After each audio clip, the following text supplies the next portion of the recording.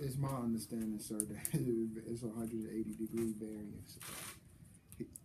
There is, to my understanding, there was never a plan to go to Walmart and cause the destruction that was shown on the news and what's reported in the report, the official report from the Macon County Sheriff's Department. To my understanding, started from a party that was going down on the south side of Macon. The party got a little more patrons than what the capacity could hold. That party was broken up by the members of the Macon County Police Department. At that time, just a few individuals had agreed to go to the movies on Zebulon Road. That's my understanding. When they got to the movies on Zebulon Road, the particular movie that they were going to see was over. And at that time, this gentleman went to Walmart to purchase a charger for his phone. And at that time, before he knew it, the entire crowd from the party had followed them over to the Walmart. Let's see, where am I going to go next? Okay. The charges, the gang-related charges against two of the other suspects that were dropped today by the district attorney. Do you feel that they are appropriate for not just for your client, but for anyone involved in this? Oh, yes, sir. No doubt about it. This is nothing more than an act of teen mischief. Mr. Green is a renowned track star here in this town, a symbol of the school solidarity, and we all did it. I mean, I went to school in Morehouse College in Atlanta, Georgia, and when we would go to Tuskegee or Washington, D.C., we would throw up the A to represent Atlanta. This gentleman went into the Walmart a little hyped up from being with his friends. He threw up the W, which represents West Side High School. That's all that was, and that's where the I guess the allegations of gang activity was brought into play. But this is nothing more than an act of teen banditry. I'm sorry. Do you have any? Well, I was going to ask. So, was there an instigator to the overflow that came from that party on the south side? Like, it seemed like something happened and everybody started together, and it was just kind of a, for lack of a better word, a mob mentality. Is there anybody else that, I guess, he's pointing the finger at, or? No, sir. Nobody's pointing the finger at nobody, because it was an incident where people was feeding off of each other's energy. There's no finger pointing whatsoever. It's like with anything that happens and it spirals out of control. You look back on it like, man, I can't believe it went that far. But there's no finger pointing.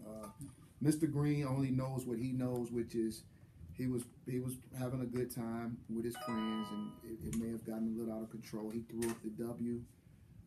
In fact, if you look at that video closely, Mr. Green is helping the employees of Walmart put stuff back on the shelves. He didn't realize it would have gone that far. The reason why he was caught is because he was helping the employees put the items back on the shelves and clean up. And he went back looking for his phone, and when he went outside, that's when members of the Macon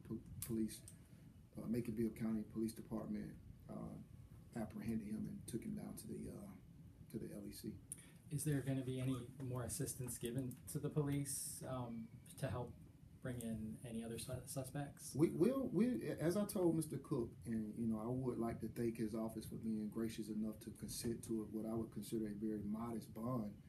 And Mr. Cook is searching for the truth as well. I mean, I think he's coming to the realization that this was nothing more than an act of teen mischief. So we'll be of as much assistance as we can. But what is known is all on the video. It is no way possible that this gentleman could have conjured up 70 people. At least that's what the report is to do this.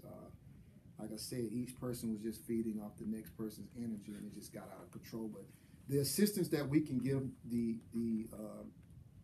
prosecutor's office, as well as the Macon County Police Sheriff's office, is what we can give them, but we can't give them much than what the video shows. Right. The comment regarding to see how much damage we could do, was that legit from the report, or was that in dispute? That's definitely one of the things that's in dispute. You know, I've been doing this now for a decade, and like I said, I know sometimes, you know, everybody's adrenaline is where it is, and we hear things out of context, and it gets memorialized out of context. So definitely, that's one of the things that, you know, we're definitely contesting, is that, because that sounds like it does sound like it's planned. Conspiracy, right? Right. So yeah, we definitely don't agree with that statement that was in the report. So would it be accurate to describe it just kind of was a perfect storm of circumstances? It was a bunch of estrogen and testosterone out of control. That's exactly what it was. Anything else you want to add? Yeah, just as I stated, you know, this gentleman is a track star. We have pictures of him being at track meets where representing his school, not a gang. I mean, if you look at the community where they live, I think y'all live on Ashton. Yes. Very good neighborhood. He comes from good stock. Working mom over at Navicent Health. This guy's not in the gang. No tattoos that would suggest he's in the gang. Just regular clothing. You know, never any particular style of clothing or particular color. The W represents West Side. And as I stated, we hope that we can get this behind us, similar to the way the Renfro boys got this behind them.